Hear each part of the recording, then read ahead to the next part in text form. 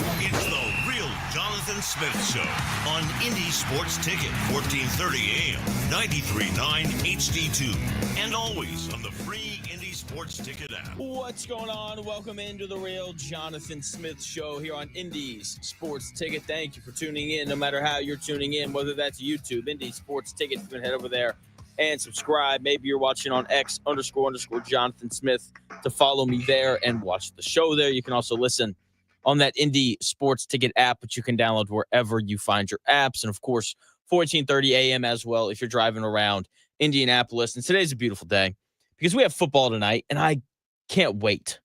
Can't wait for the game tonight. Colts, Ravens kickoff, I believe it's at 7:30, 7:30, ESPN Network. And all eyes are going to be on the Indianapolis Colts tonight because, let's just be honest here, 7 o'clock, by the way. Let's just be honest. Raiders, Seattle, it's on a 10. We know that Sam Darnold's going to be the starter. We know Geno Smith's going to be the starter in Las Vegas. The other game going on the same time as the Colts is the Bengals and the Eagles. And, you know, we know who the Eagles are. We know who the Bengals are. Ravens, though, and Colts, more importantly, the Colts, people don't really know. Quarterback battle is in full swing, and Anthony Richardson gets the starting nod for tonight. He's going to play the first quarter and a half, as Shane Steichen said during the joint practice 2 days ago. And so we should see 5 or 6 drives out of Anthony Richardson. And we know that he's very capable of doing the amazing. You know, slipping and then just chucking the ball 65 yards in the air and hitting Alec Pierce on a dime, you know, throwing defensive linemen off of his back and then running out for a few yards. Very capable of doing very impressive things. And I don't really want to see any of that tonight. Would it be cool? Yes. Would it be nice? Absolutely. But the question with him hasn't been, can you do these amazing things that only like the top 1% of athletes in the world can do? That hasn't been the question. The question has been, can he do the ordinary?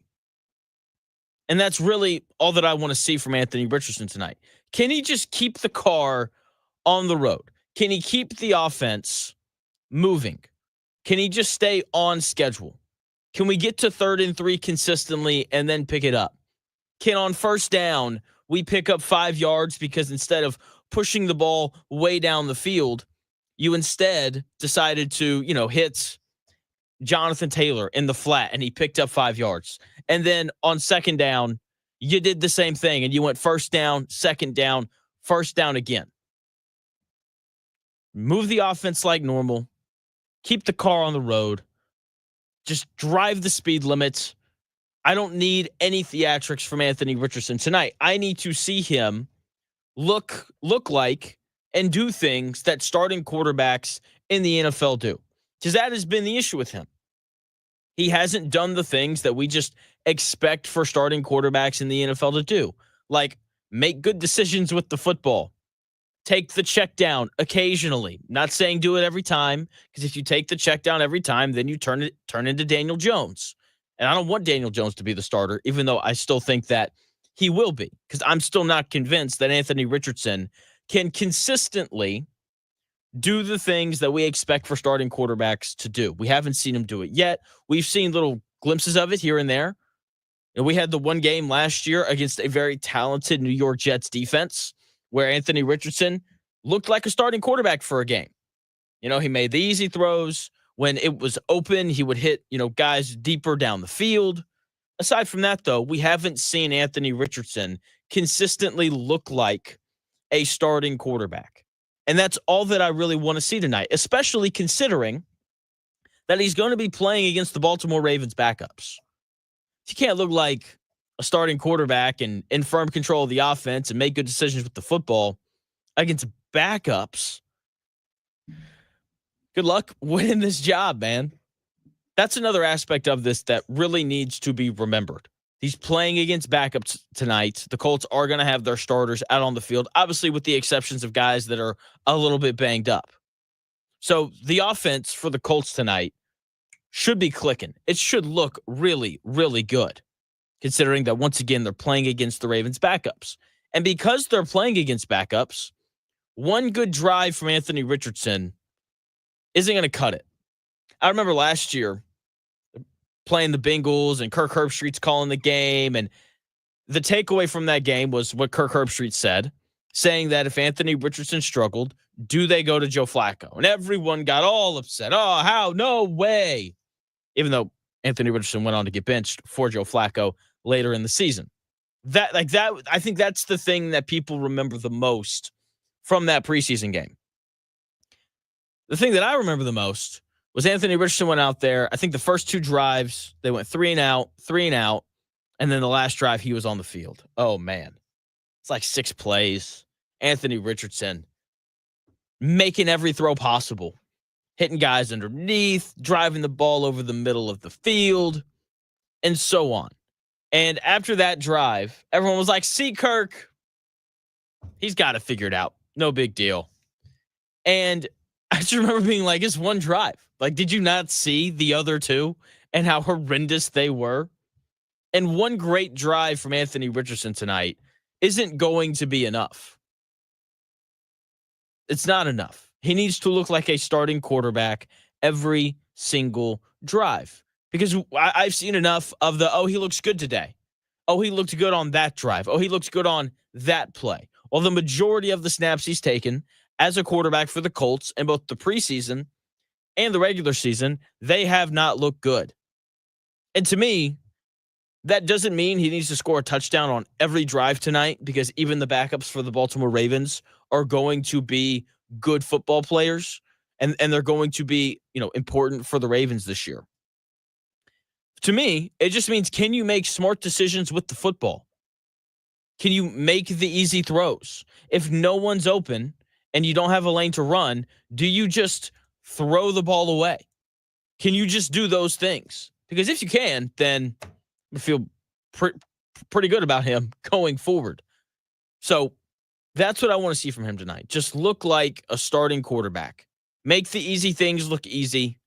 I don't need any 80-yard bombs, even though they'd be nice. They would be. And that'd get everyone very excited.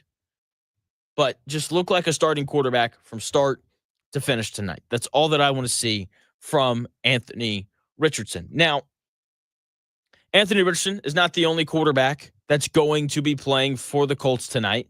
Obviously, Daniel Jones, he's going to get to play a little bit as well. So the first quarter and a half belongs to Anthony Richardson.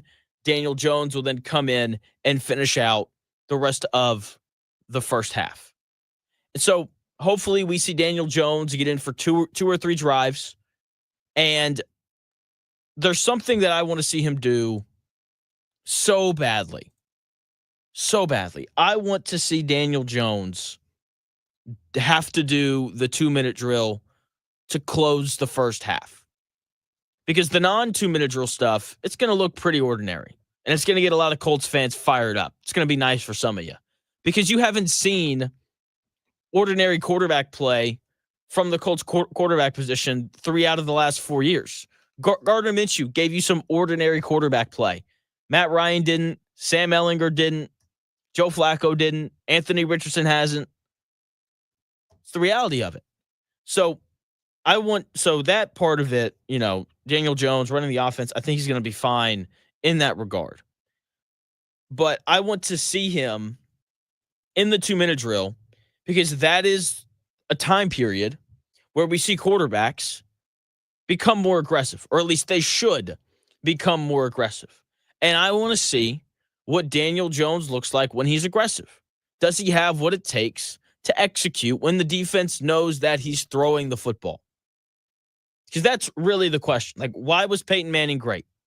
Because when defenses knew that the Colts were throwing the football, Peyton Manning found a way to still move it.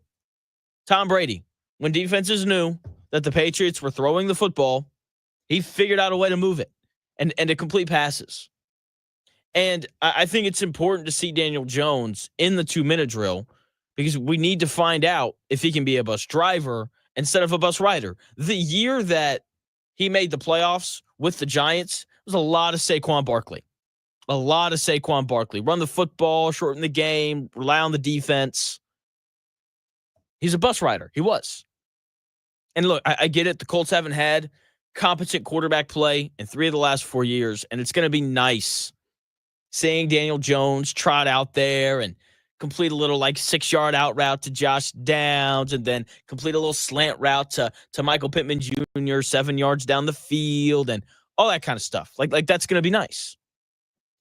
But that doesn't win games. Consistently hitting checkdowns doesn't win games in the National Football League unless you're playing like the Browns.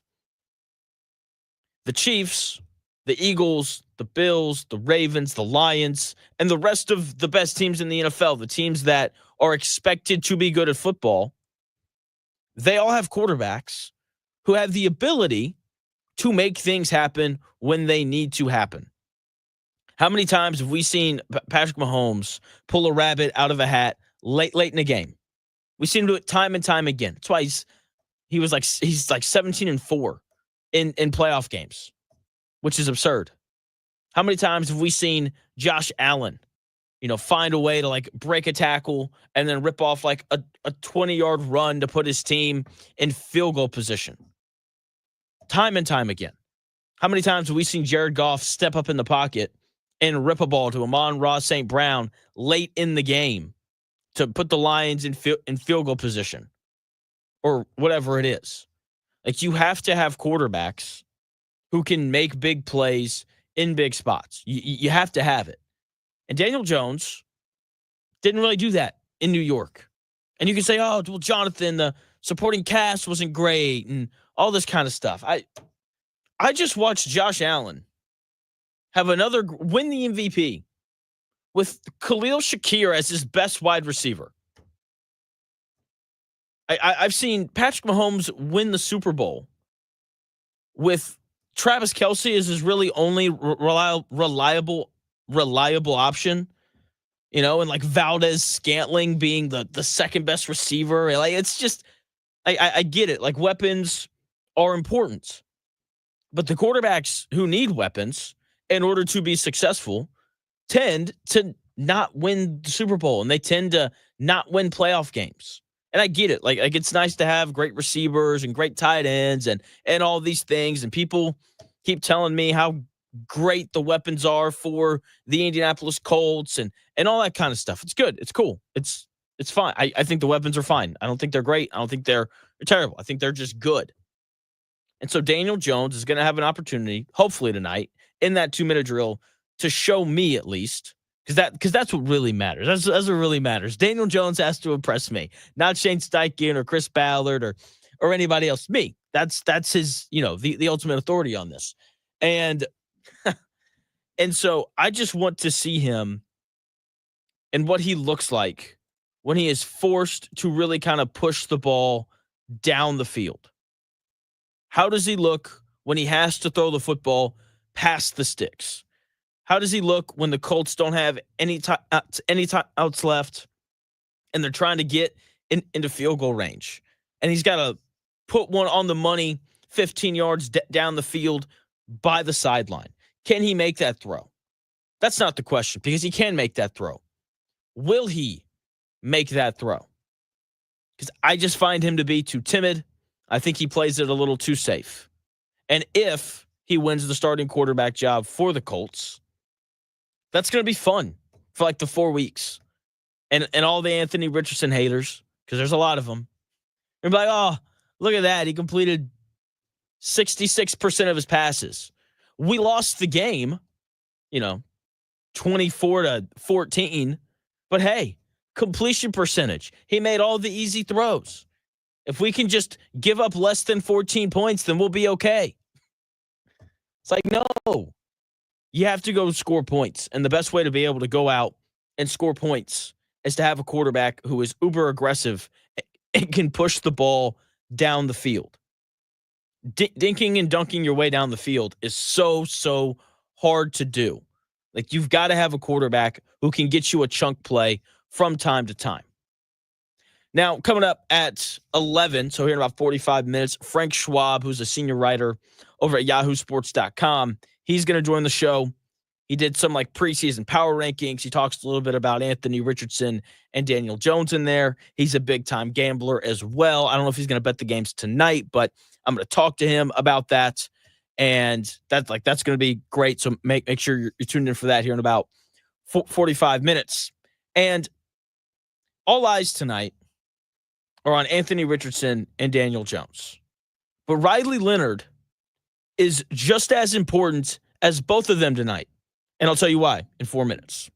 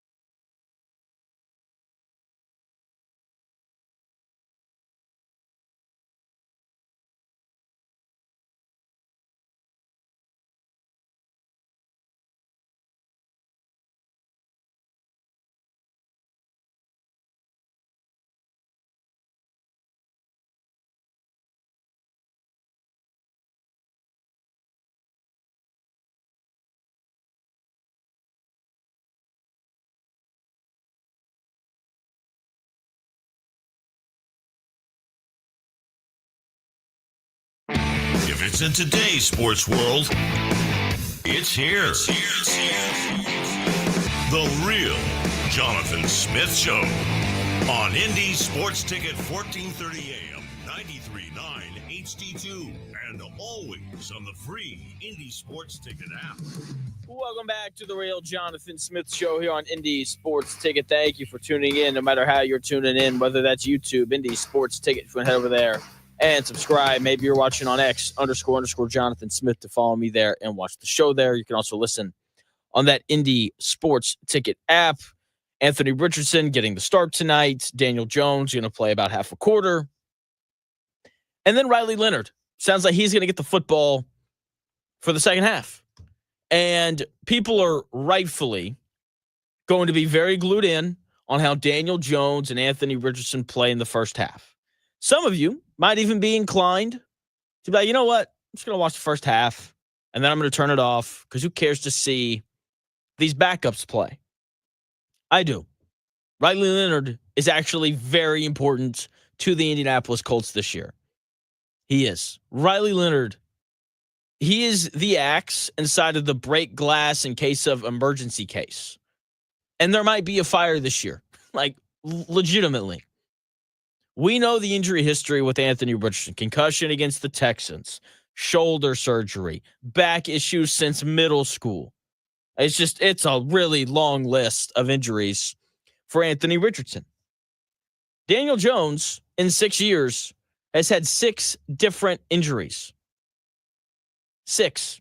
He's hurt his neck twice, missed games for it both times. He's torn his ACL. He's had 2 different ankle injuries, and he pulled his hamstring. That's not exactly encouraging. 6 years. The guy's played 1 full season. That's it. That's it. And that's, the 1 year that he made the playoffs with Brian Dable and Saquon Barkley.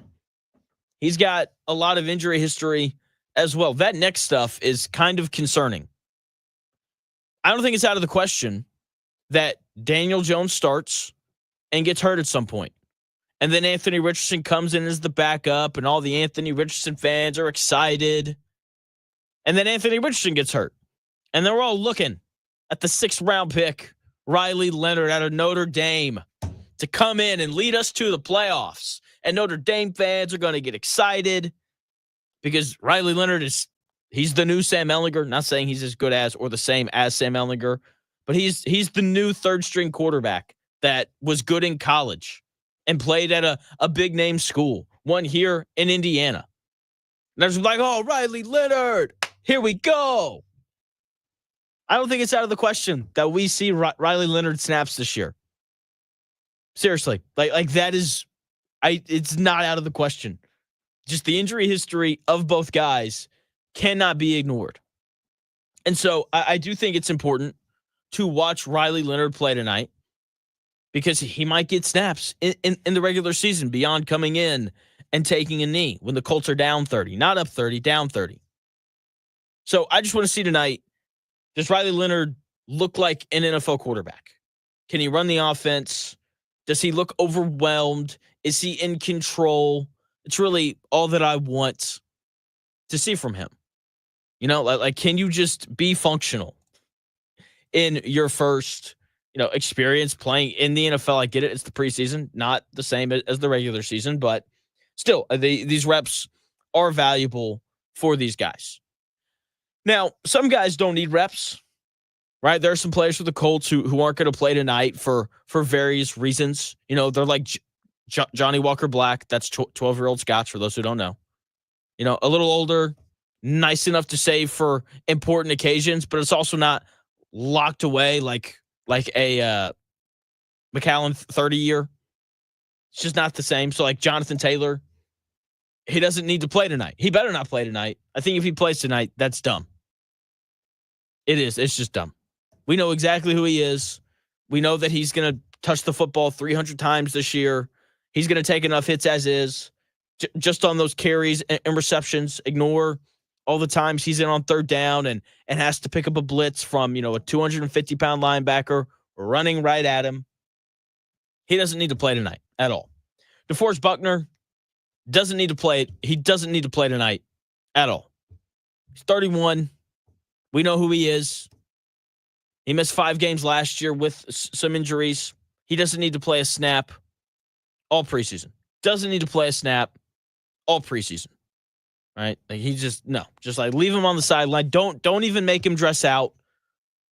Let Defo show up, put a headset on, and maybe help some of the younger guys. That's all he needs to do. Grover Stewart, same thing.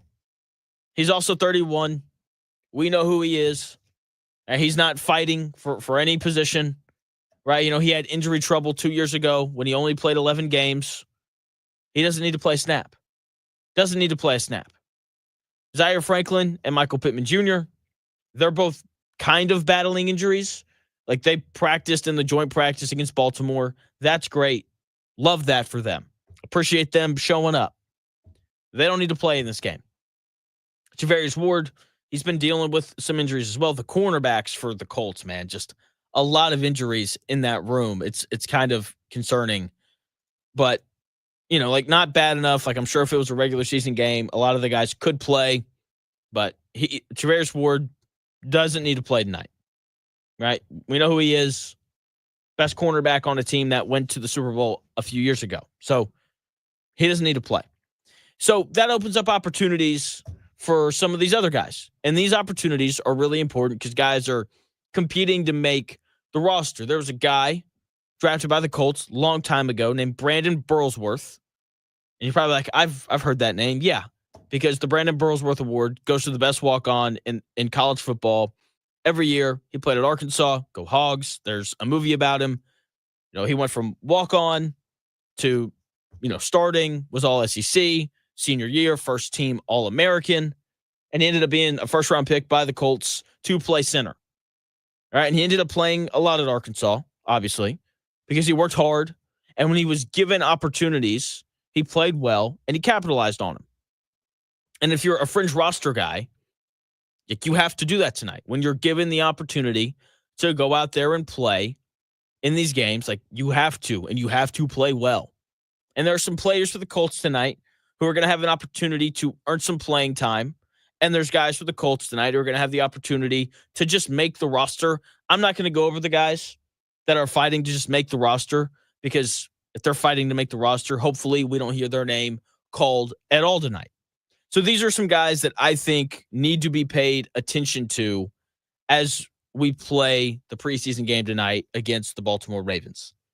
DJ Giddens is 1,000% a guy that I'm going to be locked into. I want to see how he looks because he and Tyler Goodson are competing for that second string running back spot. I'm sure we'll see a little bit of Khalil Herbert as well. Those three guys are fighting it out. But as of right now, on the unofficial depth chart, according to the Colts, Tyler Goodson is listed as the second string, and DJ Giddens is listed as the third string. I hope it's Giddens, just because he's a rookie, and whenever Tyler Goodson touches the football, just kind of like, yeah, kid's fast. That's cool. Doesn't seem like he's really a three-down back. I want to see if DJ Giddens is that kind of guy. Everyone's saying that he's having a really good camp. I think it's really hard to judge whether or not running backs are having a good camp because you can't really tackle them. So is he a guy who can break tackles and do all these things? Is he tackled easily?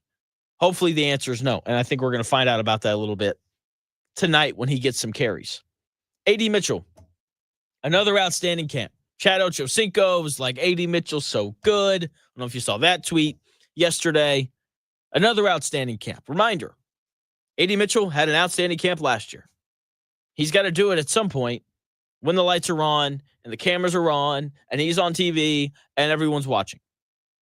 Okay, like he's got to do it at some point. And I don't think that we're going to see Michael Pittman Jr. tonight. As I said earlier, he's kind of dealing with some injury stuff. So I think we're going to see a pretty decent amount of A.D. Mitchell on the field. And I want to see him run a crossing pattern. And Daniel Jones or Anthony Richardson or Riley Leonard, whoever's playing quarterback at the time, I want them to throw it to him a little high where he knows he's going to get hit. He knows it's coming. And I want to see him go up and make the play or try to make the play. That was the thing with him last year. It wasn't just that he dropped passes. It felt like the effort level dropped whenever he knew he was going to get hit. And so, look, I don't care if he makes a play or not. I just want to see him be willing to get hit. Because if you're willing to get hit in the preseason, then I would hope you're willing to get hit during the regular season as well. So, AD Mitchell tonight, can he be tough and physical through catches? We'll see. Tyler Warren, he should play tonight. And once again, the Ravens, they are playing all of their backups. That's what they're doing tonight. Like, they're not playing any starters. I just want them to look like a first-round pick playing against a bunch of backups. There's a lot of hype. There's a lot of excitement built around Tyler Warren. And I just kind of hope that he lives up to it. I think, Colts fans might be hoping for a little bit too much, right? He's a good player. I don't think he's going to come in and take the world by storm. So we'll see. I just want him to look like a first-round pick. Like, block well when you're open, catch the football. Right? I don't need any crazy after-the-catch stuff today. Just do things that we expect for a good tight end to do. Block and catch the football when you're open. Another guy, I just want to hear this guy's name get called. Haven't heard anything about this guy all through camp.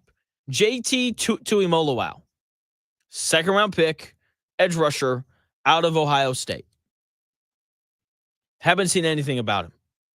Haven't heard, JT Tuimoloau really beat Braden Smith to get to the quarterback there. JT Tuimoloau just plowed through, fill in the blank offensive lineman for the Colts to get to Daniel Jones. Haven't heard anything about him. I just want him to be noticeable tonight. I just want to look up, be like, who's that? Who's that guy? That's JT Tuimoloau putting pressure on the backup quarterback for the Ravens. That's awesome. Good. Like, this guy wasn't like a 6th-round pick. He was a second-round pick. He was a top 50 selection in the NFL draft. He's got to be somewhat viable as an option to play snaps for the Indianapolis Colts tonight and during the regular season as well. Like, I've talked about it probably too much. The lack of depth on this defensive line is very concerning.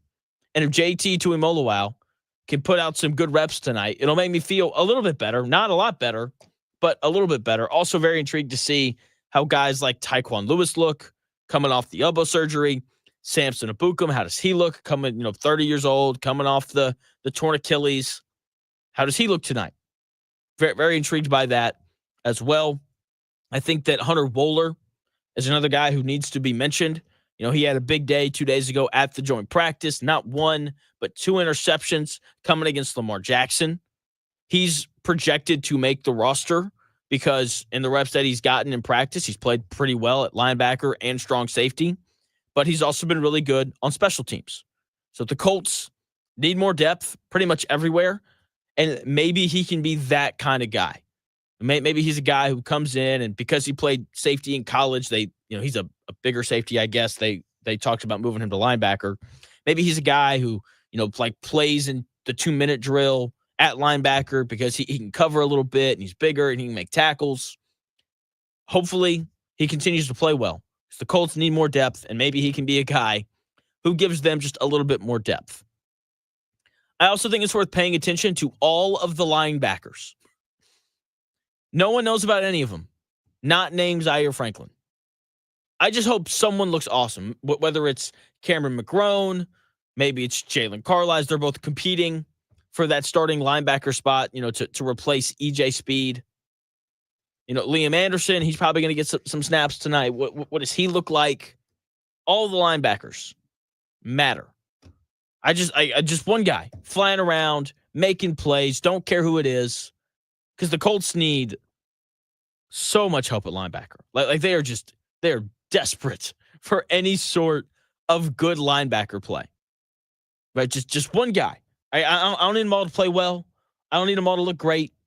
Just one guy who can stop the run and doesn't look lost in pass coverage like EJ Speed did last year and like Zaire Franklin can from time to time. So linebackers, very important tonight. I will be monitoring how the linebackers look. All of the defensive tackles matter as well. I don't think we're going to see DeForest Buckner or Grover Stewart. That means we are going to get to see the backups. Okay, Neville Gallimore, Eric Johnson, Adebawore. I want for him to make plays just so I have to hear whoever's doing play-by-play tonight have to pronounce his name. Tim Smith, Devontae Davis, Josh Tupou. All those guys. Like, they're going to get reps tonight. And I'm not encouraged by any of the backups at defensive tackle. I think it is a cliff in terms of a fall off from DeForest Buckner and Grover Stewart to the backups. And I hope that they're better than whatever the Ravens are throwing out there on the field tonight, because that is an area that really matters. Like, the depth along this defensive line isn't great. It's not encouraging at all. But hopefully tonight we see them generate a push. We see them generate a pass rush. Hopefully in the run game, we see them move the line of scrimmage back a little bit.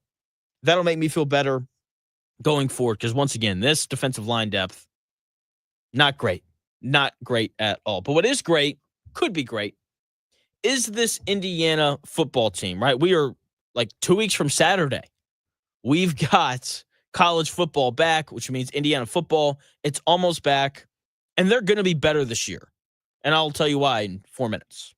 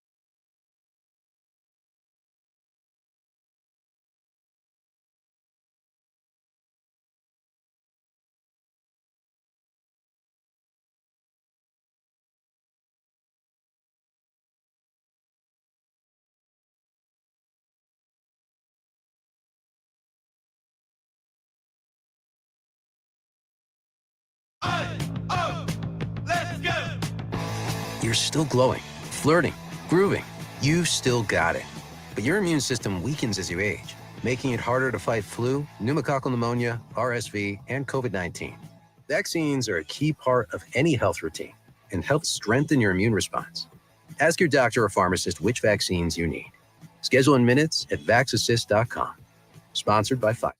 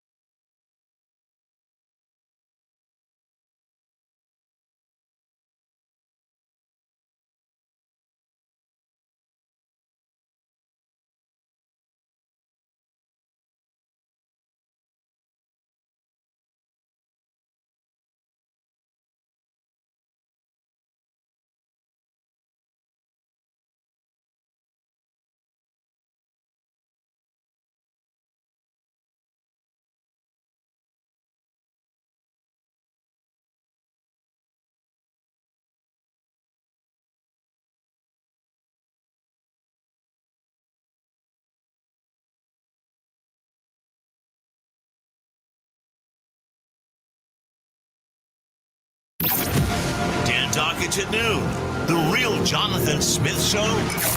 Now, this is Indy Sports Ticket, 1430 AM, 93.9 HD2, and always on the free Indy Sports Ticket app. Welcome back to the Real Jonathan Smith Show here on Indy Sports Ticket. Thank you for tuning in, no matter how you're tuning in, whether that's YouTube, Indy Sports Tickets. You can head over there and subscribe. Maybe you're watching on X__Jonathan Smith to watch the show there. Coming up here in about 20 minutes, Frank Schwab of Yahoo Sports is set to join the show. We're going to talk a little bit of Colts and Ravens tonight and just kind of big picture Colts stuff as well. Now, Indiana football starts back soon. We're 2 weeks from Saturday.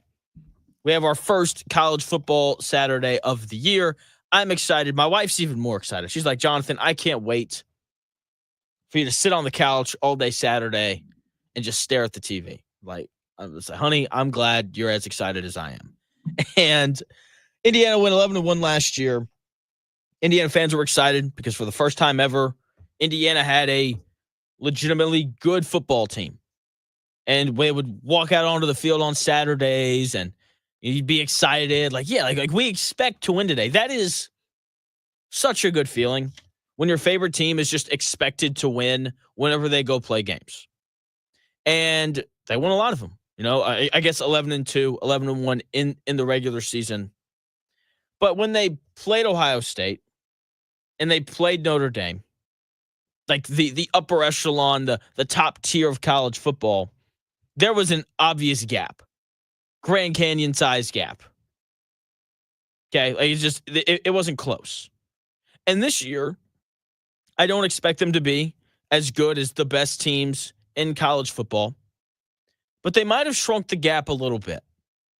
I didn't think they were good enough in the trenches last year. I thought Ohio State and Notre Dame could run the football against them whenever they wanted to. When they played against both of those teams, they struggled to run the football. But I do think that they got better in the trenches this year. So let's look at the offense here a little bit. Carter Smith is back at left tackle. One of the guard jobs is going to go either Bray Lynch or Drew Evans, depending on the health of Evans. We'll see how he looks. But the other three spots should be better. So the Hoosiers got Pat Coogan, a transfer from Notre Dame. He's going to step in and play center. You don't go to Notre Dame to play offensive line unless you're very talented. They got Khalil Benson from Colorado, who's going to play a little bit of guard. It seems like guard's going to kind of be the weak spot for IU's offensive line. And then they got Zen Mikowski, who's going to play right tackle. He transferred in from Ohio State. So it seems like there's going to be a little bit more talent along the offensive line than there was last season, both with guys coming back and with some of these transfers coming in. And the weapons are going to continue to be good. Fernando Mendoza has been talked about repeatedly. Like, if you bring up IU football, you have to bring him up. Transfer quarterback from Cal that everyone's very, very excited about. And then he's going to be thrown to guys like Elijah Surratt, a guy that Fox ranked the 8th best wide receiver in all of college football this year. Okay, he was their leading receiver last year, right? And then they bring back Omar Cooper, who averaged over 21 yards per catch last year with 7 touchdowns. And they also bring in Jonathan Brady, who's transferring in with Fernando Mendoza from Cal, who had 98 receptions with 10 touchdowns in the last 3 years. So a guy who's played a little bit, 2 years at New Mexico State, transferred up to Cal. Now he's coming to IU. So receiver looks good. Tight end, they've got a couple transfers who are supposed to be good. Holden Stays from Tennessee and Rylan Nowakowski from Wisconsin. Like, they're both supposed to be pretty good tight ends who are going to take care of that tight end room. So it seems like the transfers were good, especially along the offensive line. Receivers should be fine. Quarterback's supposed to be really good. Running back, I'm not concerned. There's 1,000,001 good running backs in college football. Unless you're a guy like Ashton Jeanty, you're probably not going to dictate the outcome of football games. So not worried about whoever they have at running back because the offensive line got better. Now, defensively, the defensive line is kind of concerning. CJ West is gone. He was their best defensive lineman last year, 4th-round pick to the San Francisco 49ers. They do bring a little bit of production back. Mikhail Kamara was all Big Ten last year. He led the team in sacks with 10. He had 15 tackles for loss, which is, that's good. Anytime you have an all-conference guy coming back, like that's a good thing. Tariq Taylor was really good at James Madison. Solid last year playing nose guard. So, hopefully he can kind of continue to be productive. Maybe he gets a little bit better, right, after a year of experience playing in the Big Ten. Everyone else is a transfer, though, in terms of the guys that, like, we know are going to play and rotate in. And they're transfers from smaller schools. Jose Wheeler is from Western Kentucky. He's supposed to be this quick defensive tackle. We'll see. Stephen Daly is a transfer in from Kent State. He had 99 tackles with 5 sacks and 15 tackles for loss over the last 2 years. Like, that's not overly impressive. Also, this guy named Kellen Wyatt from Maryland, big pass rusher. He's coming in as well. He's played the Big Ten for the last 3 years. So at a minimum, you know that he's a Big Ten athlete, like who can compete at the same level as all these guys. So is the defensive line going to be better? I don't know. We'll see. Like, that's obviously a really important part of the defense. But luckily, like, they've got Aiden Fisher back, a guy who's supposed to be one of the better linebackers in all of college football. Okay. They've got a new guy who's going to start alongside him. It looks like it's going to be Elijah Holiday, new guy who didn't play much last year. Who knows if he'll play or not? Who knows if he'll be good or not? He had 12 tackles last year. But one of the interesting things about the portal is obviously you're paying attention to what positions the coaching staff, and this is every sport, is going to get. And you're also paying attention to what positions the coaching staff doesn't feel needs to be addressed. And I do think the fact that Indiana didn't, run out there and try to grab transfer linebackers to jump, Elijah Holiday on the depth chart, like that is a good, like that's a good sign to me. It must mean that, like, they've watched him in practice and all these things, and they like the kind of linebacker that he is. They must think that he complements Aiden Fisher well. So I do think that that's a good sign that this Elijah Holiday guy, who we got to see make 12 tackles last year, I do think it's a good sign that, Indiana didn't feel the need to go find another linebacker. So hopefully, if the linebackers are good, that should hopefully help kind of support the defensive line. That I'm not going to say it's going to be bad. I'm not going to say that it's going to be good. I just think that there's a lot of unknowns when you only have 2 guys coming back that played legitimate snaps last year. So defensive line, I'm a little wary on, but the linebackers, hopefully, if they're good, once again, they'll be able to kind of help out a little bit. The secondary revolves around, D'Angelo Ponce, who I'm quite fond of because he's small, he's tiny, but he's physical, and he plays so hard, and he's fast, and he just competes. Can he guard Jeremiah Smith? Absolutely not. We learned that last year. But everyone else, he should be fine. Like, you feel good putting him out there lined up across from anyone else. Jamari Sharp is expected to be the other starting corner for Indiana. He was at Indiana last year. Didn't play much. So we'll see how he looks trying to defend these Big Ten wide receivers. But, they should be able to hopefully roll some coverage over Jamari's way, because you would think that they'd be fine leaving D'Angelo Ponce out there to kind of defend whoever. So we'll see how Jamari Sharp looks, but D'Angelo Ponce, being as good as he is, bodes well for, being able to give Sharp a little bit of help if he needs it. Amari Farrell, he's back, played safety last year, had four interceptions, and then they've obviously got some portable guys as well. Lewis Moore comes back to Bloomington, made 82 tackles with 3 interceptions in 2023 after a year at Ole Miss. So he's on his way back, and then they've got a 5th-year senior transferring in named Devin Boykin, who's going to rotate a little bit in that defensive backfield as well. And the Indiana stuff, it's going to be, I think, pretty similar to last year, where I felt like I was a little late to the party just because the schedule wasn't super tough. Obviously, Indiana opens Big Ten play against Illinois. That game's at home. that game's a big deal because if they can win that one, then that'll pretty quickly tell you, like, okay, I think they're good. But if that game's close and they lose and it's like, are they going to be good? And then they're at Iowa, and that's another game where it's like, I think Iowa's going to be good. Transfer quarterback from South Dakota State who can really play.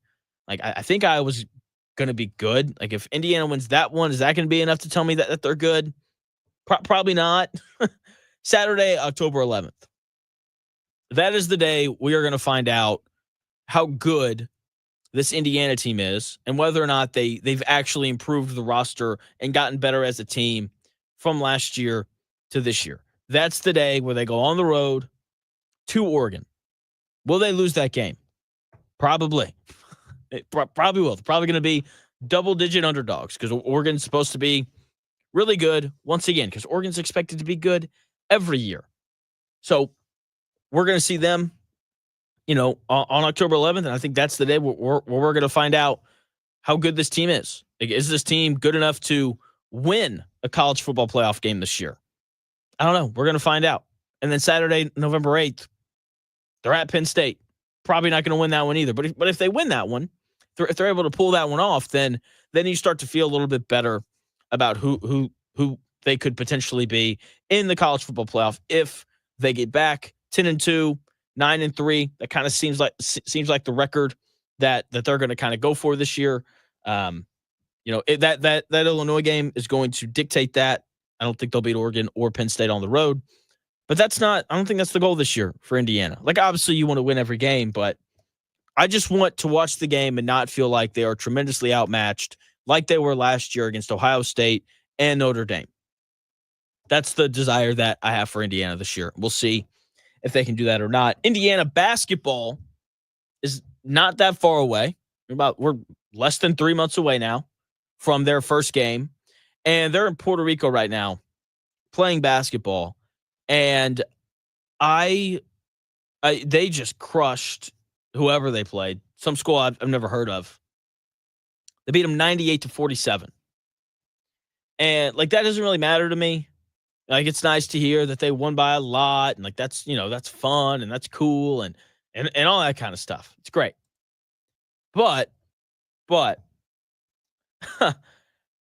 the thing that does excite me about the game yesterday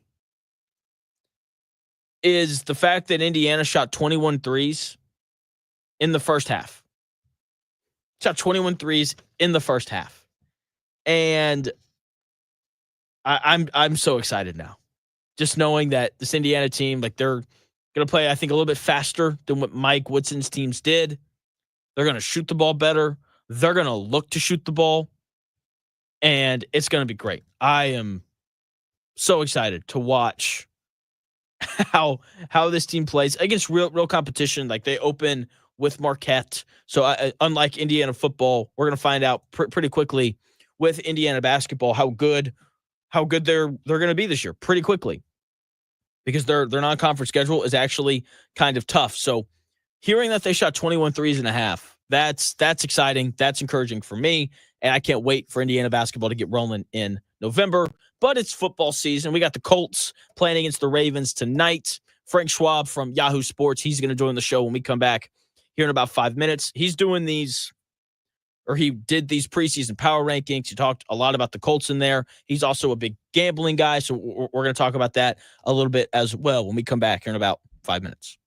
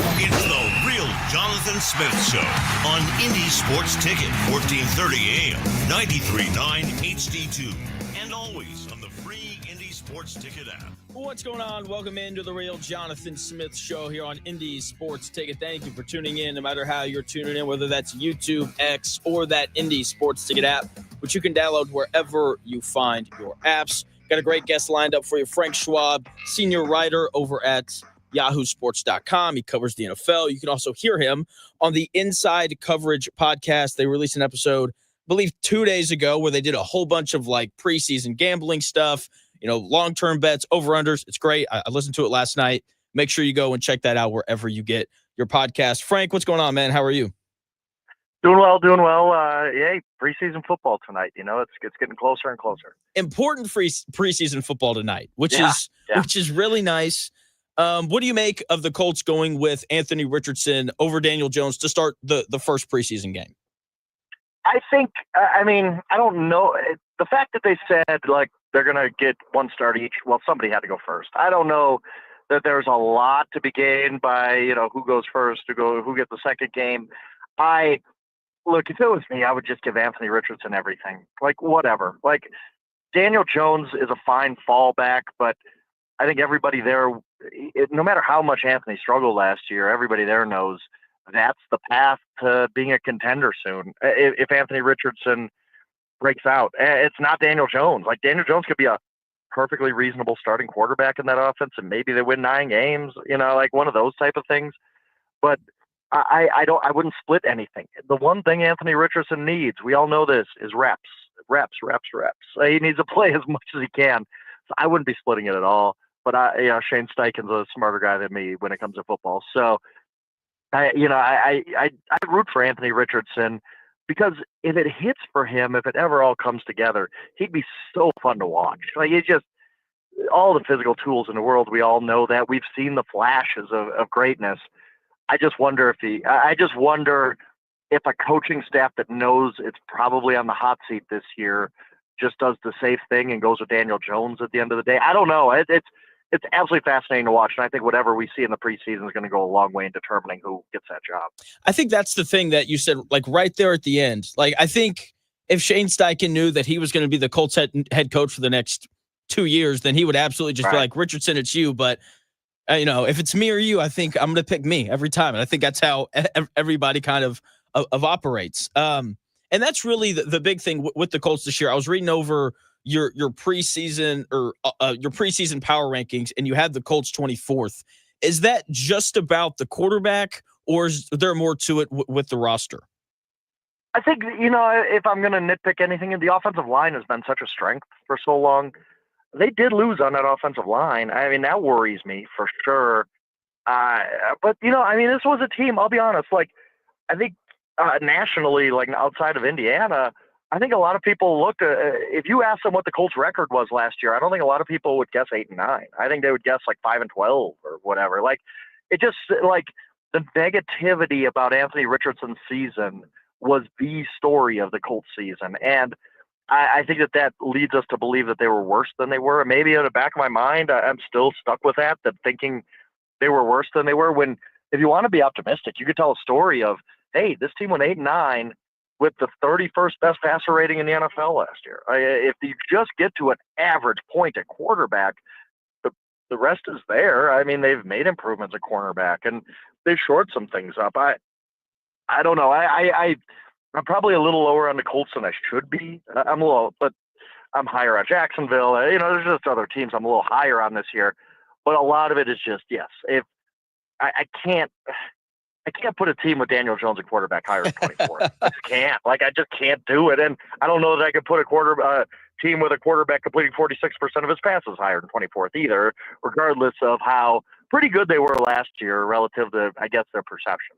Joined by Frank Schwab, Yahoo Sports senior writer who covers the NFL. You can also hear him on the Inside Coverage podcast. Isn't that the argument, though, for Daniel Jones? Like you just said, like you go 8-9 last year with the 31st ranked passer rating in the NFL.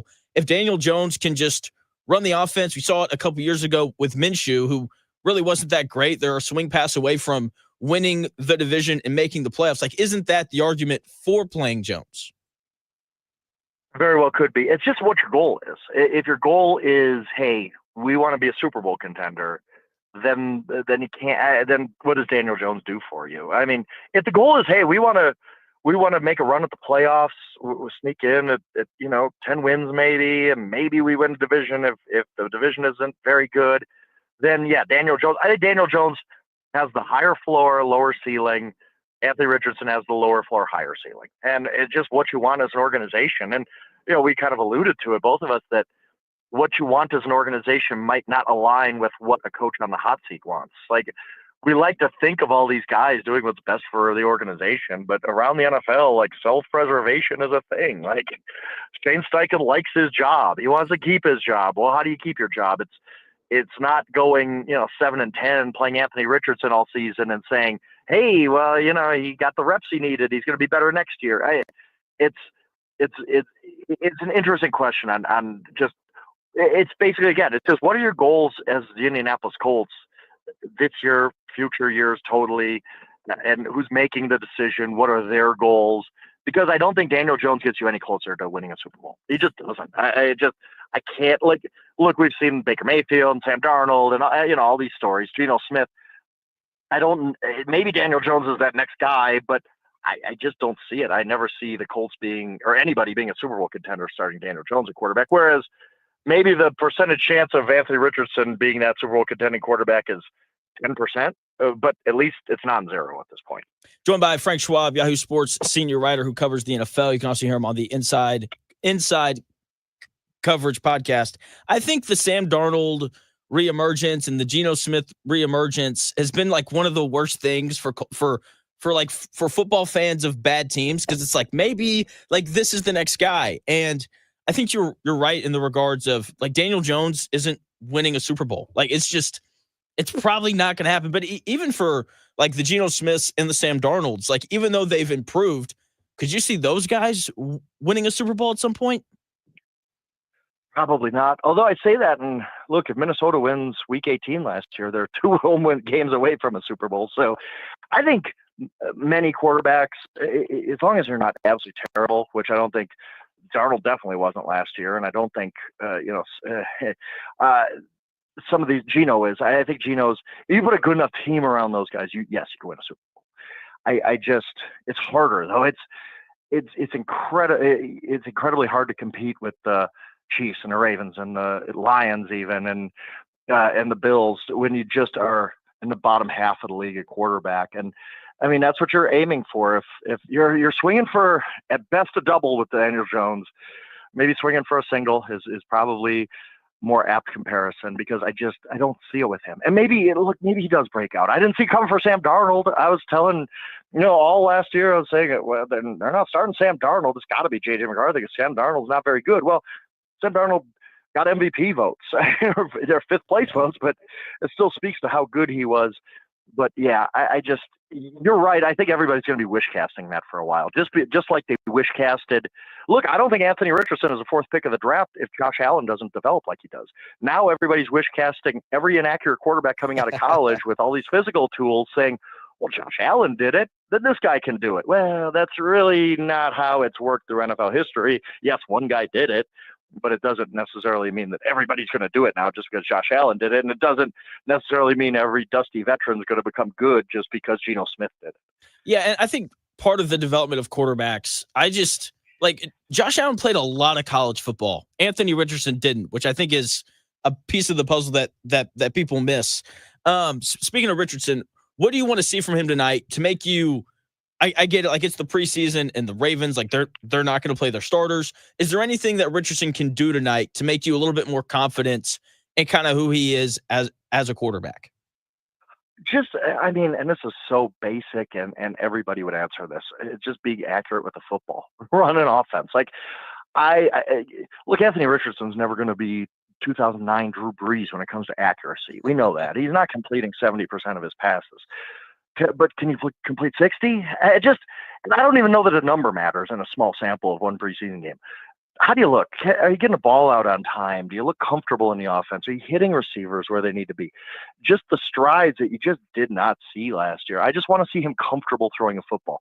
I want to see him look like, a starting quarterback looks in 31 other cities, where you just have faith in that, if Michael Pittman gets open on a slant route, that you're going to hit him in the chest. Like, that it's not going to be, a scatter shot the whole time. I just want to see some strides that way. It doesn't necessarily mean he, needs to go 10 of 11 tonight, because that's probably unrealistic anyway. And it might not matter even on a small sample, no matter if he goes 50% or 100%, you just want to see him look comfortable, throw the ball well, and be a different quarterback than he was last year. And that's asking a lot, but he has to be a different quarterback than he was last year. You can't survive in the NFL completing fewer than 50% of your passes.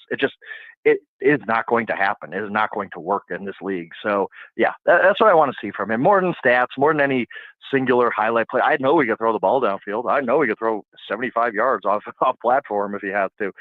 But can he just complete the simple passes? Can he look good? Can he again look comfortable running an offense? That's what I want to see out of him tonight. Joined by Frank Schwab, and Yahoo Sports NFL senior writer, talking about Anthony Richardson and just kind of what we kind of hope to see from him tonight. Yeah, I'm with you. I just want him to look normal. Like, can you look like a starting quarterback? Can you hit the check down instead of having an average depth of target of 12, which is what it was last year? Boring. That's what we're looking for. If he had a boring night, I think it'd be great. And that sounds stupid to say it out loud, but if I have nothing to talk about tonight after Anthony Richardson performance, that's probably a pretty good thing, right? Like, I don't need to sit here and go like, oh my God, did you see that throw to Alec Pierce, like the one he threw in week 1 last year? Like, I don't need to see that. I need to be like, oh, okay, that was, there was nothing special about that in any way. Like, he didn't, misfire on 7 of his passes. He just kind of was a normal, boring, I went, again, I don't want to use the stats but that's what it's easy to sum up. Like, he goes a boring 7 of 9 for 52 yards. Like, I'd be like, oh, okay, there's nothing really to say about this. And that would be a good thing. I think you'd agree with that too. Just nothing where you're not going to call me tomorrow and be like, we need to go over that because, wow, that was either unbelievably bad or unbelievably good. Just look like a normal quarterback in his first preseason game a month out from the season. Be Daniel Jones for a night. That's fine with me. Like, just just live underneath. Just show me that you can complete the ball 4 yards down the field. So obviously here in Indy, there's a lot of focus on the quarterback situation. Like, that has driven my show all off season. And I think the defense has been ignored. I don't think that this defense is going to be very good. I know that they upgraded at corner and safety.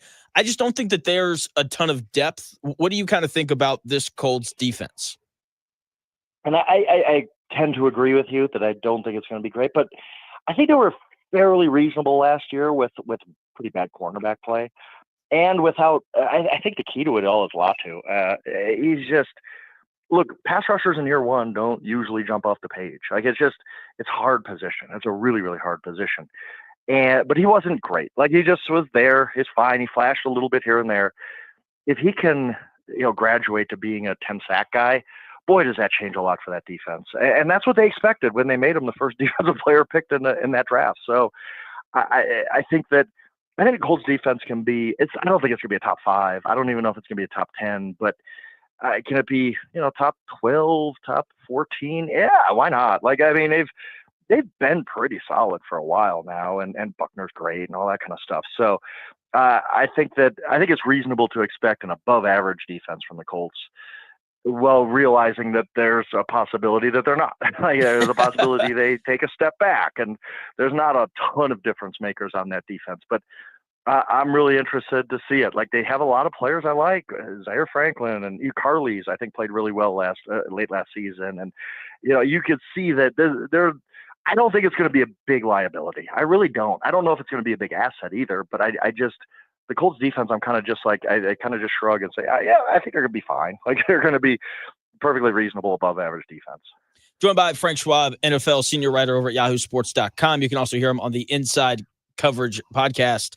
I think one of the things that Colts fans are really excited for this year with the defense is there's no more Gus Bradley, who's like, we're going to run a cover 3 matching zone every snap. What is Lou Anarumo going to bring to the Colts defense this year? And he's an interesting guy because, heck, 4 years ago, I mean, people were writing about him like he's reinventing football. He was the guy stopping Patrick Mahomes and all of his complex schemes. And I do wonder about that aspect of it being so complicated that it might take a while. But I do think he's a good defensive coach. I don't know what happened the last couple of years in Cincinnati. It just kind of fell apart. I don't know if that's all personnel, because I don't mind their personnel, but I also don't think that Lou Anarumo forgot how to coach football either. Like he's been a good coordinator in this league for a while now. So I just wonder if there's going to be some transition period, because I mean, the whole thing about you gotta be at different spots at different times, and we're gonna they threw so many looks, especially with the Mahomes games, threw so many looks at the opponents that takes a while to master. And so I wonder if there will be some transition period. But overall, I like Anarumo as a coach. I thought it was a perfectly reasonable hire, probably smart to upgrade, I guess, from Gus Bradley to him, and we'll just see how the results are.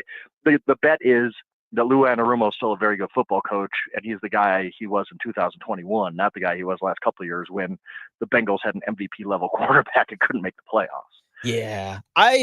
Maybe it's just the part of me that wants the Colts to play well. I'm just going to blame it all on the Bengals personnel. It's like, because I felt like it could be. It very well could be. Yeah, I don't disagree. I mean, I'm like, oh wow, they hired Al Golden. They're going to be a top 5 defense now. Like, no, there are some serious deficiencies on in that Colts roster. Yeah, or the Bengals roster. There really are. Last thing for you, Frank, and I will let you go. I learned last night you're a big gambling guy. The Colts over/under win total set at 7.5. Which one would you take? Oh boy, I'd pass. That's my honest answer, because I could see it being right around that number. I think that number's fair. If I had to go either way, I guess I got to lean under, just because of the uncertainty at quarterback. I just don't know. I might look at the end of the preseason. I might change my mind. Like, I might say, wow, like we saw boring Anthony Richardson, and we know exciting Anthony Richardson's going to be there too. So we mesh those together, and they're going to be a pretty good team. Or I might be like, wow, Anthony Richardson is probably started his last game in the NFL. Like, that's how much this preseason means Anthony Richardson. Like, he could, there's any number of possibilities for him this preseason and this regular season. So I'd probably lean under just because of all the uncertainty, but 7.5 sounds fair to me. Let's say that. I don't look at that line and be like, wow, that's really off one way or another. I'm like, yeah, that's about right for the Colts this year. Yeah, that's how I feel about it as well. I'm leaning under as well. I feel like there's so many questions. It's like, if Anthony Richardson figures it out, if Leatu Latu can make, a leap, if, Cameron McGrone or Jalen Carleys can be good at linebacker. It's just like, there's just so many questions, and I don't know what the answers are. But hopefully, as you said, we find out as the preseason starts tonight. Frank, thanks for your time, man. I really enjoyed it. I hope that we'll be able to get you back on again at some point. Absolutely, no doubt. Awesome. Thank you, Frank. That is Frank Schwab. You can check out all of his writing at yahoosports.com. You can follow him on X at Yahoo Frank, I believe is it. It's either at Yahoo Frank or at Yahoo Schwab, one way or the other. You should go follow him. He does a great job covering the NFL. And speaking of covering the NFL, we get to do it tonight. We've got NFL preseason games. It's the moment we've all been anticipating. It happens tonight. I'll tell you what to look for in Colts versus Ravens when we come back here in about 4 minutes.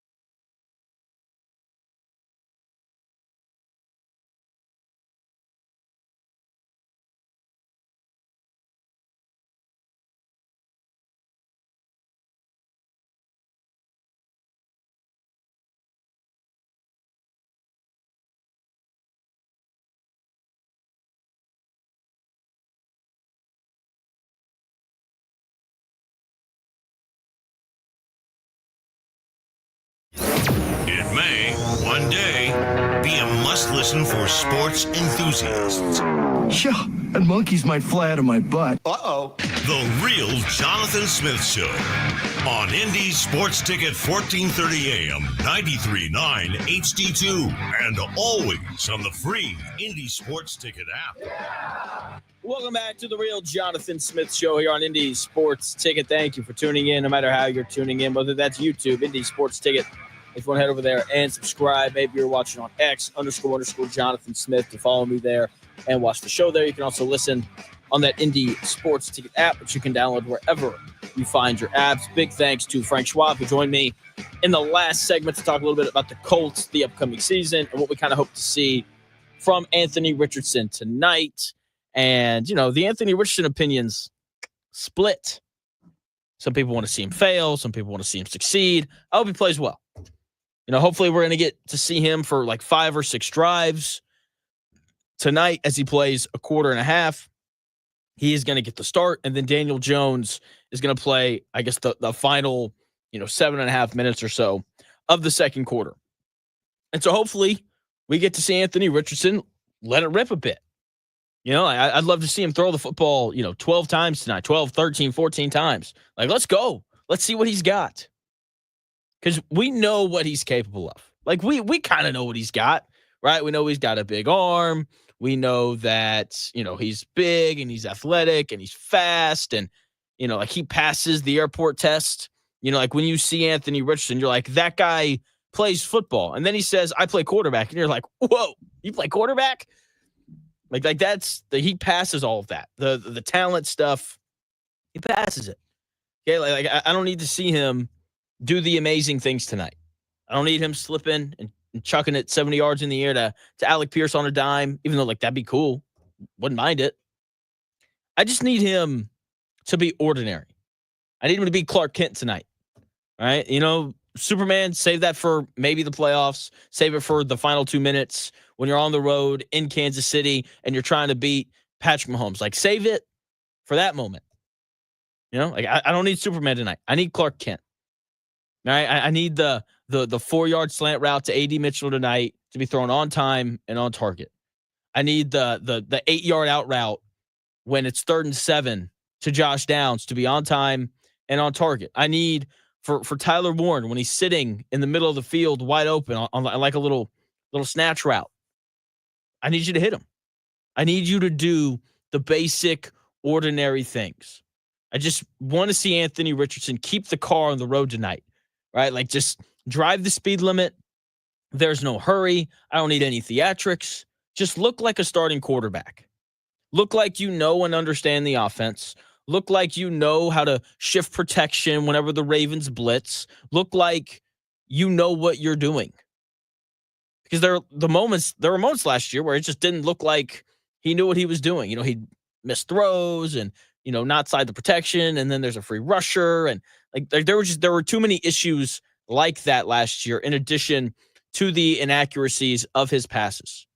Look like a starting quarterback. I don't know really what that means. I think it just means complete the passes that we expect for you to complete and get the offense into the right spots. Just do that tonight. Time, like every drive, like not just the first. Okay, like whenever Patrick Mahomes or Josh Allen or any of these starting quarterbacks in the NFL that everyone just kind of is like, yeah, like that guy's awesome. Whenever they have bad drives and they have 3 and outs, it's very rarely because of them. The Chiefs never go 3 and out because Patrick Mahomes overthrew Travis Kelce. And what should have been a 5-yard pickup on first down went for 0, and now it's 2nd and 10, and you're behind the sticks. If the Chiefs ever go 3 and out or have a bad drive, it's because of someone else on the offense made a mistake, like Patrick Mahomes hit a guy in stride and he dropped it.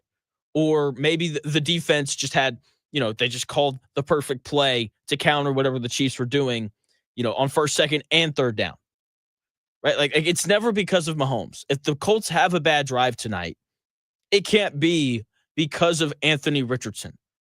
If he throws a ball and someone drops it and it's 2nd and 10 and they end up, going 3 and out, it's like, yeah, like that sucks, but the balls that Anthony Richardson threw were on time and on target. We just had a guy drop one. Like, it's not on him.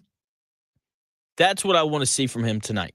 I just want to see him do his job well. Be Daniel Jones for a night. That's all that I really want to see. And I need to see it every drive. I'm assuming he's going to get like 5 or 6 somewhere in there. Maybe it's a little more. Maybe it's a little less. And I need to see it every drive because we've seen him be good for a drive. We had the preseason drive against the Bengals last year. He had the game-winning drive against the New England Patriots. Probably my favorite drive of the year from him last year, just because how gutsy it was. It's a lot of like 4th and 3, Anthony. Can you figure it out? And he did. Like that was cool. Like I really appreciated that from him. So we've seen him be good for a drive. I need to see him be good on every drive, every single one. We've seen him do that once in his NFL career last year against the Jets on the road. Right, one drive from him tonight is not enough. I need it every single time. Once again, like that doesn't mean that the Colts score a touchdown on every drive. Just means that he makes smart decisions with the football and he doesn't miss easy throws. Do those two things, and I think Colts fans will be pretty happy with what Anthony Richardson looks like this evening. John Buzzard chiming in on X, telling me to get my jump shot locked for next week. For those unaware, we have the Dan Dockage 3-point shootout at the fair next week on Tuesday, and I can't wait. I'm going to absolutely crush whoever shows up. It's from noon to 3 at the fairgrounds. You can sign up at indiesportsticket.com. I think it's going to be part of the show. If you beat me, you won't. You're going to have an opportunity to win some different prizes. So going to be very, very interesting to kind of see how I do next week. And it's not going to be interesting. I'm going to beat everybody. It's going to be great. Daniel Jones tonight, a little more unknown, or I guess a little more known than what Anthony Richardson's going to do. I'm intrigued to see how he looks as well. He's probably going to play 2 or 3 drives tonight, and there's really only one thing that I want to see Daniel Jones do.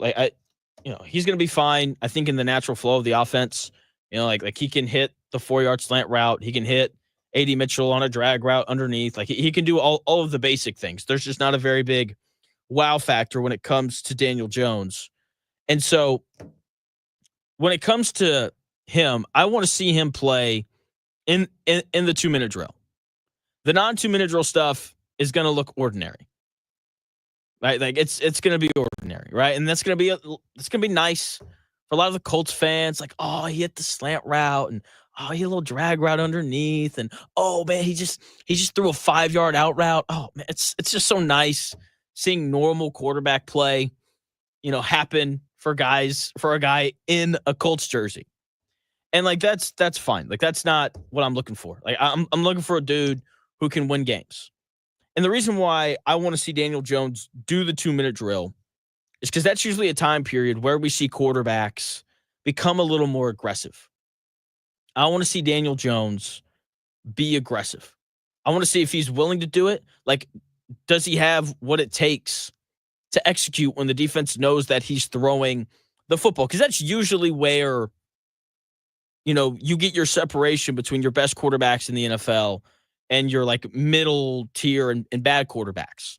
On 3rd and 8, when the defense knows that you have to throw, or when there's a minute and 40 seconds left in the half and you're on your own 20, and the defense knows that you're throwing the football, the best quarterbacks in the NFL find a way to complete passes and move the ball down the field during that time. And the quarterbacks that aren't the best in the world don't. It's really that simple. And so what does Daniel Jones look like when the defense knows he's throwing the football and he has to execute? Okay? Like, because I'm still, look, as of right now, Daniel Jones is a bus rider. Like, he is lifted up by everyone around him. The reason why the Giants made the playoffs the one year that they did with him as their starting quarterback, it wasn't because of Daniel Jones. It was because of Saquon Barkley, because he was awesome that year. Okay, like that's why they made the playoffs. They ran the football and they played good defense. And for him, I don't want a bus rider as the starting quarterback for the Colts. That is the last thing that I want. I want a guy who, with 2 minutes left, can step up in the pocket and deliver the football. Because that's what the best teams in the NFL have. Chiefs, the Eagles, the Ravens, the Lions, they all have quarterbacks who, when the other team knows that you're throwing it, they can make the throws. It's simple as that. That's why the Chiefs beat everybody, because they have the best quarterback at that. Hey, we're up by 4. Chiefs have to go 75 yards in the next 2 minutes and 40 seconds.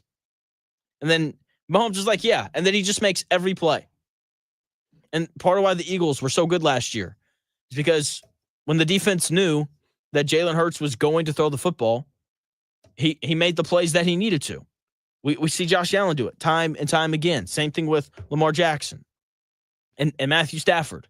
Like, when you know that Matthew Stafford has to throw the football, it doesn't really matter. He still finds a way to complete these passes. So that's why I want to see him tonight in the 2-minute drill. What does Daniel Jones look like when the other team knows that he has to throw the football?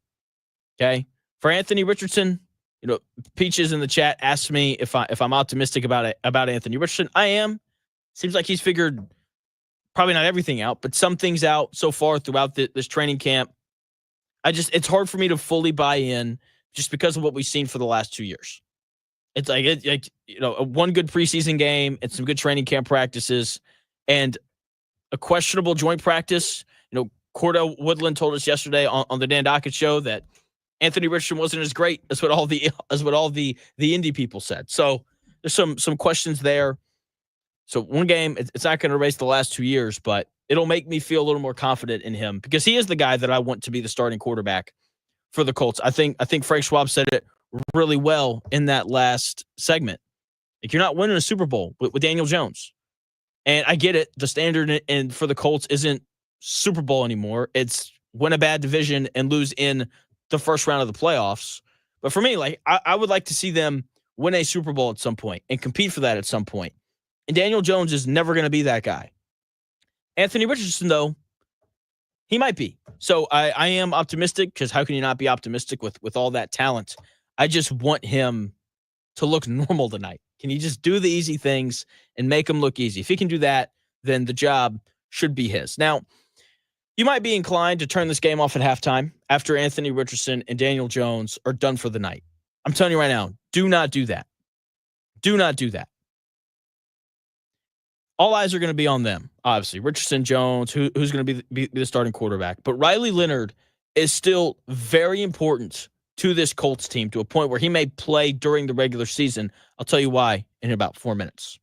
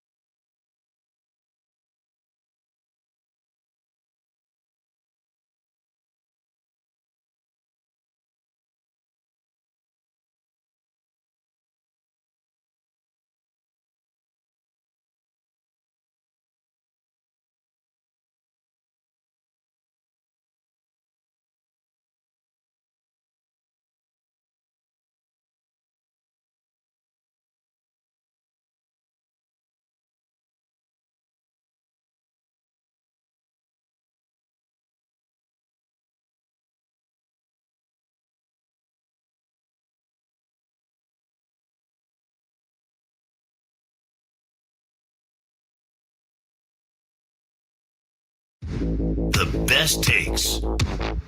Maybe. The Real Jonathan Smith Show on Indy Sports Ticket 1430 AM, 93.9 HD2, and always on the free Indy Sports Ticket app. Welcome back to the Real Jonathan Smith Show here on Indy's Sports Ticket. Thank you for tuning in.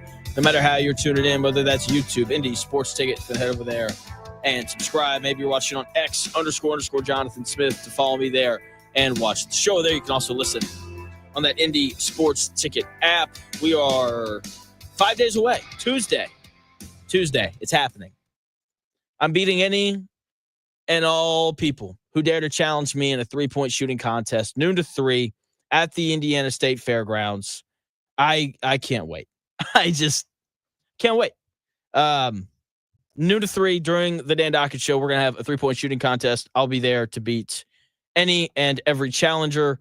I've been working on it, so I'm just saying I have been. So if you're going to show up, you better be ready to go. Once again, that is noon to 3 on Tuesday of next week. Going to be a lot of fun. If you beat me, you win a prize. Don't worry about the prize though, because you're not going to beat me. Simple as that. So Riley Leonard looks like he's going to play most of the second half. I'm assuming we'll see a little bit from Jason Bean as well. I'm pretty sure he's still on the roster. So people are right to just be kind of glued and locked into Daniel Jones and Anthony Richardson and how they look in the first half. Like I'm telling you right now, that's leading my show tomorrow. Undoubtedly, like 10 a.m. sharp, Jonathan will have thoughts on how Anthony Richardson and Daniel Jones played in the first half of the preseason game.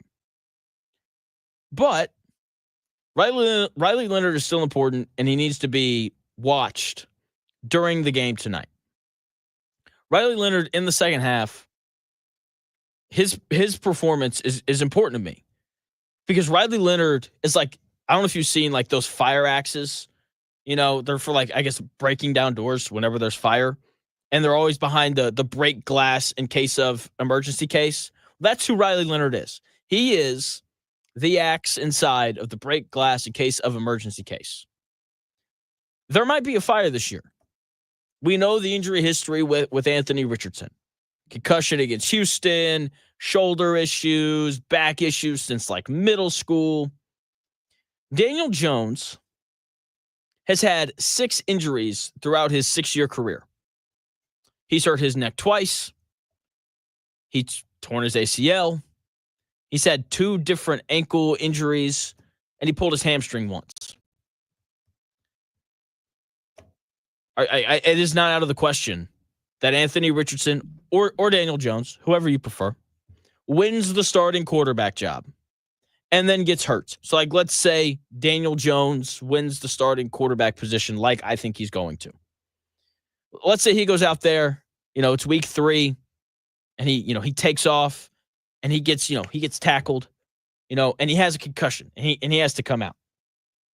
And then Anthony Richardson goes in there. Because remember, these are 2 quarterbacks who are going to run the ball. And then Anthony Richardson trots out there. He goes, "Don't worry, everybody. I am going to win back the starting quarterback position." And he looks good. Completes a couple passes, and then he steps up.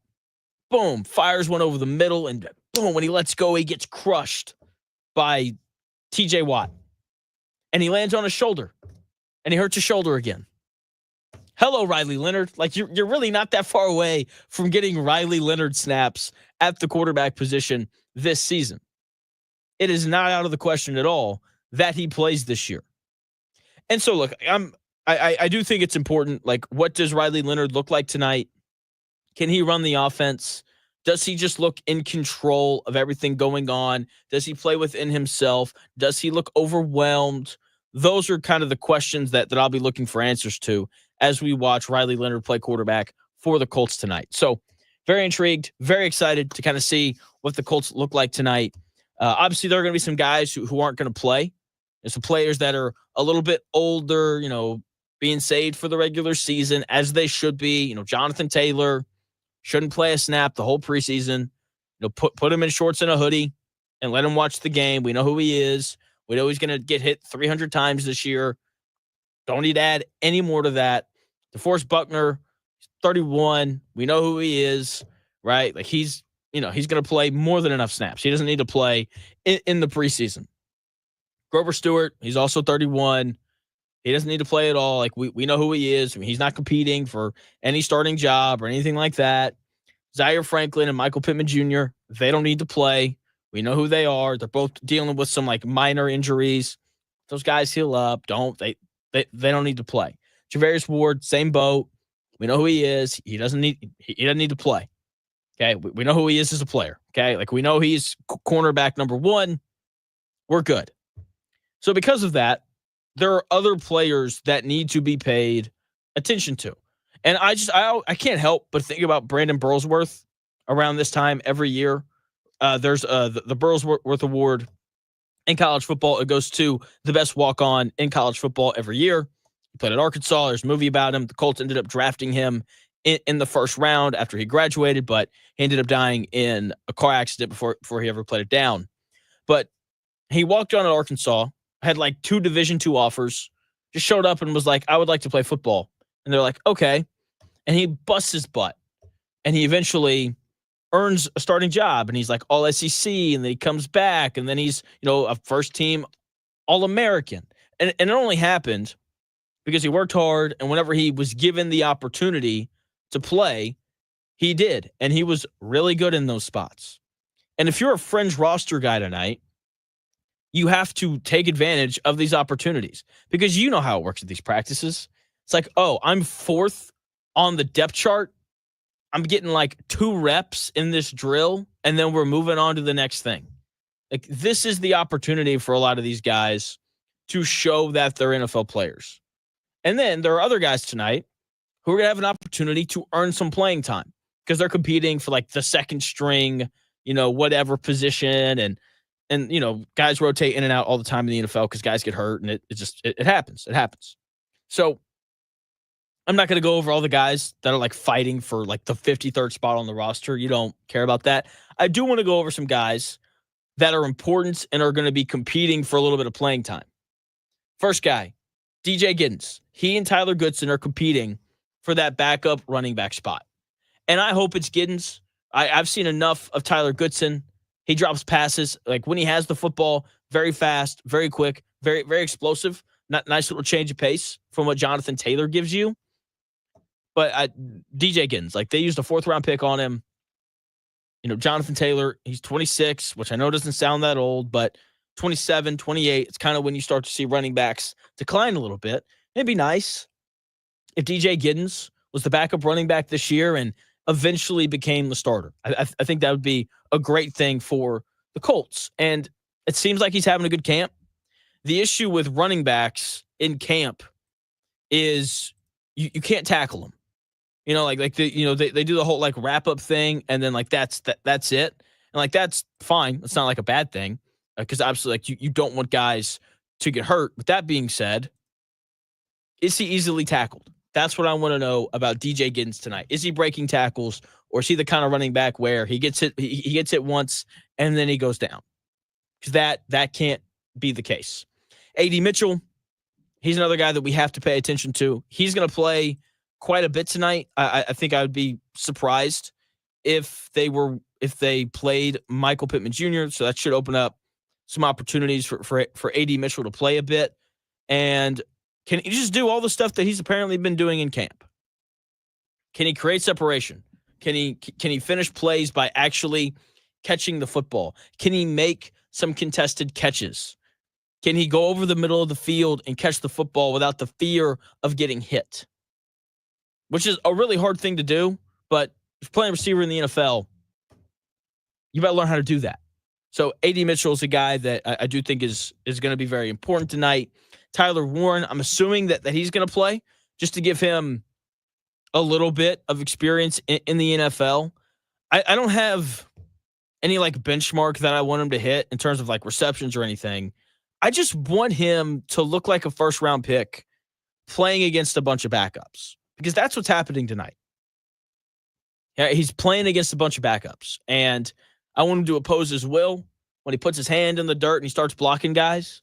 And I want him to get open whenever he's out in the route. And I want him to catch the football and be kind of explosive after he catches the football, because he's supposed to be that kind of a guy. So I just hope we get to see a little bit of what the hopes and dreams are for Tyler Warren. And that is a big, tight end who can make big plays over the middle of the field and can also put his hand in the dirt and block some people.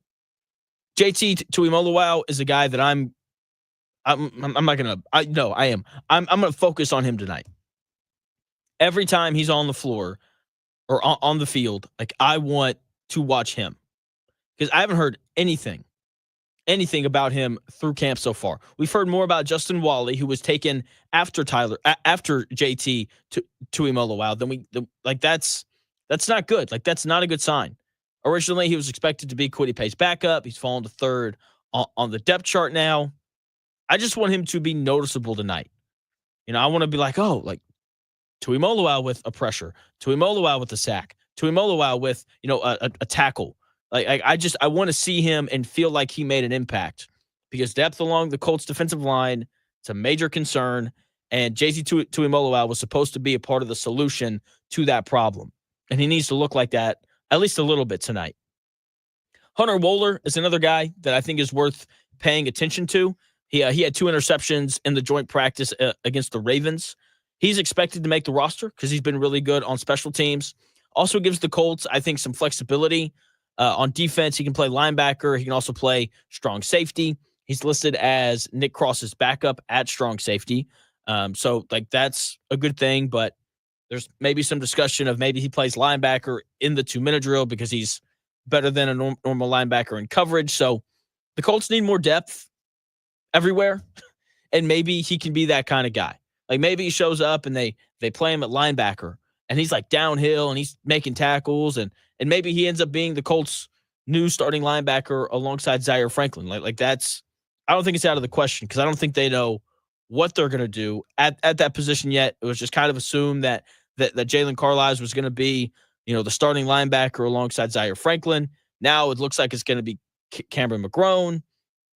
And my eyes are going to be on the linebackers tonight as well, because that is probably the weakness of this defense. Zaire Franklin, he's not going to play tonight.